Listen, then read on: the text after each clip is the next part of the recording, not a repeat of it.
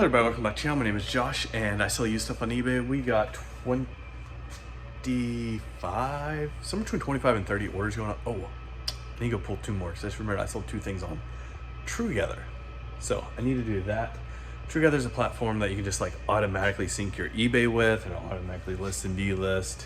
Don't get a ton of sales there. The fees are pretty good, but it's super easy. So that's like the only thing I do as far as cross listing is Truegether and Bonanza. I am looking into maybe doing some more at the first of the year, really considering it.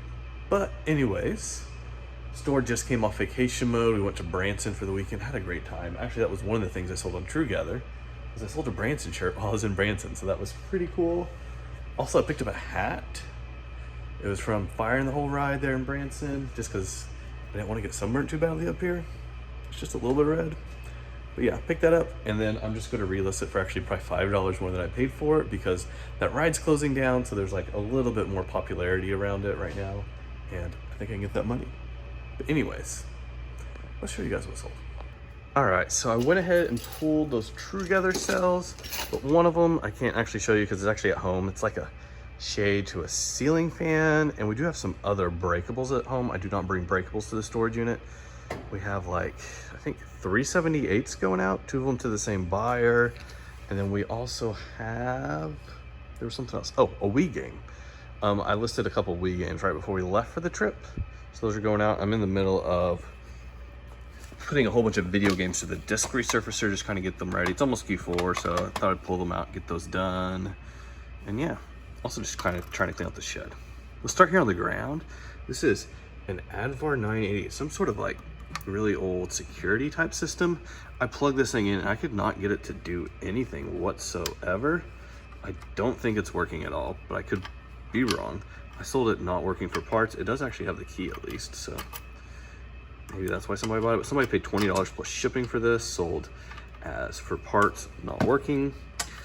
So yeah, pretty cool. $20. This was a leftover from an estate sale that my uncle picked up for basically nothing. And now we're each getting like a little bit of that money. So pretty cool. Up here, here's the Truegether sale that I can show you. It's just this Branson, Missouri shirt. Sold while I was in Branson. That's pretty cool. $12 plus shipping on that. Very happy.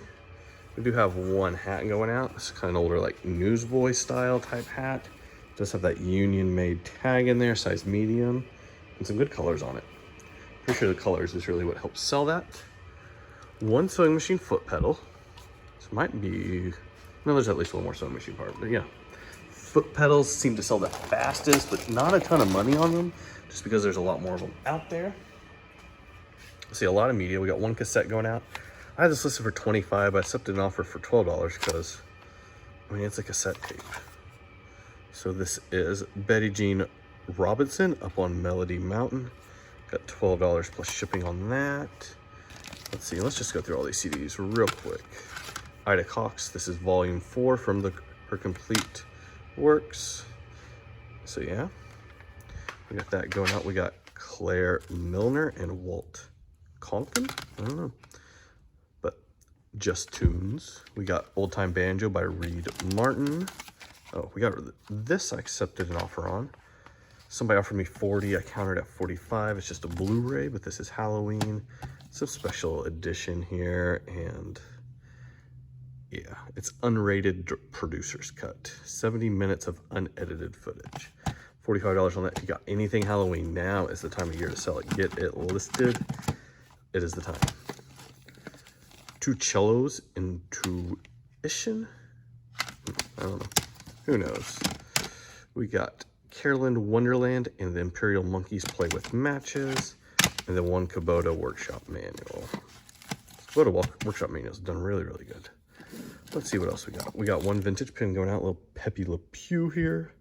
And I think I'll show you guys how to ship this at the very end. I always show you guys how to ship one thing. Let's do this today. Let's do that pin. A little pocket knife going out. Nothing special here, but I think I got like $12 for it. So very happy. And a little Ford part, just a little lens. These Ford parts in these packages sell really good for me. I've been very happy with them. Anyways, I'm gonna put this away, then show you guys what else we got. All right, we got that pile all put away. Let's see what else we got. Another Ford part. Got $22 plus shipping on this. I'm just gonna wrap this in bubble wrap and stick it in a large poly bag to ship it out. This doesn't need a box. It's gonna be totally fine like that.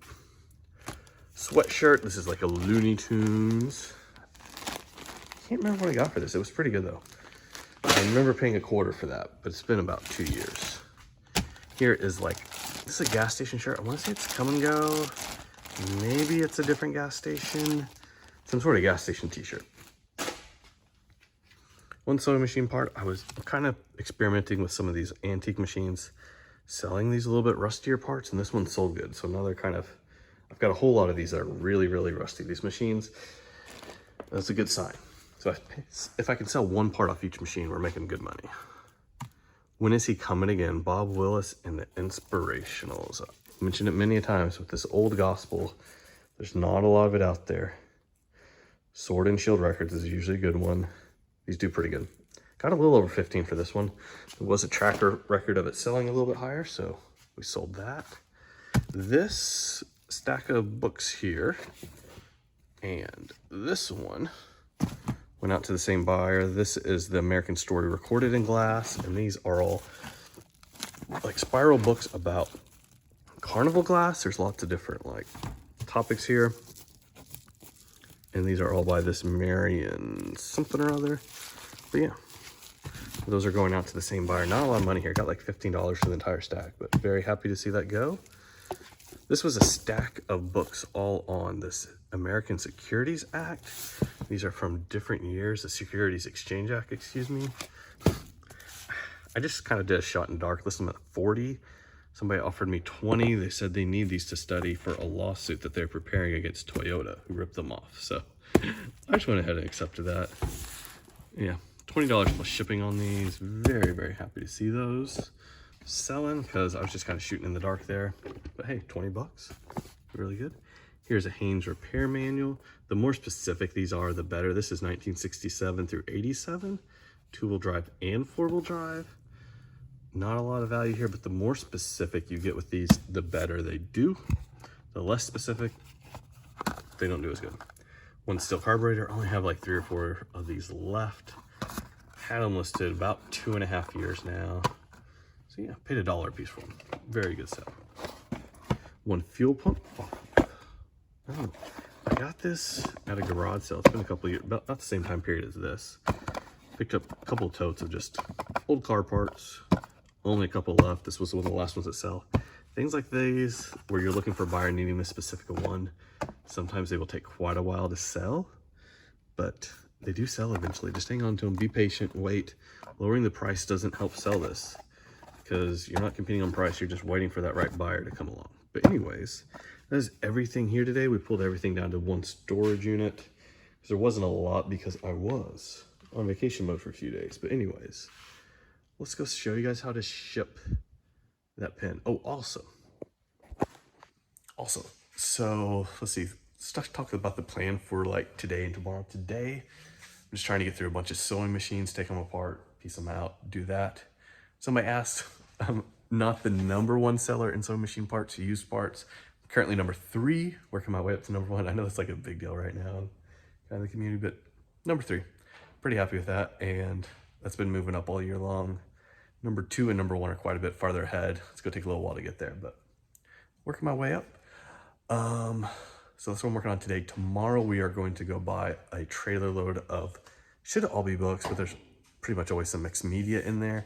So if you want to see that process, how I sort through a whole big, large bulk purchase of books to sell them on both Amazon with FBA and on eBay and a couple other things, then go ahead and subscribe and you'll see that.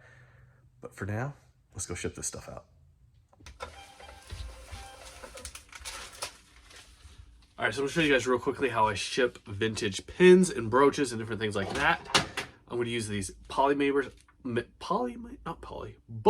that I get from Gyropack. These are 4x8s. I like the purple ones, they just look nice. Anyways, first thing I'm gonna do is I'm gonna take the shipping label. I'm gonna put it on here before I do anything else. I'm gonna take 1 square of small bubble wrap. I'm gonna put links to all these supplies down in the description. Take my pen. I have this cool little Pepe Le Pew one here. We're just gonna wrap it up. Nice and neat. Kind of this ball. Shove it in the why do I keep calling these polymers? Shove it in the bubble manner. Seal it up, and that's done. The reason I put the label on afterwards is because if you put it, or the reason I put the label on first is because if you put it on afterwards, it's hard to get on this curved surface. So put your shipping label on first and ship it out. Let's go.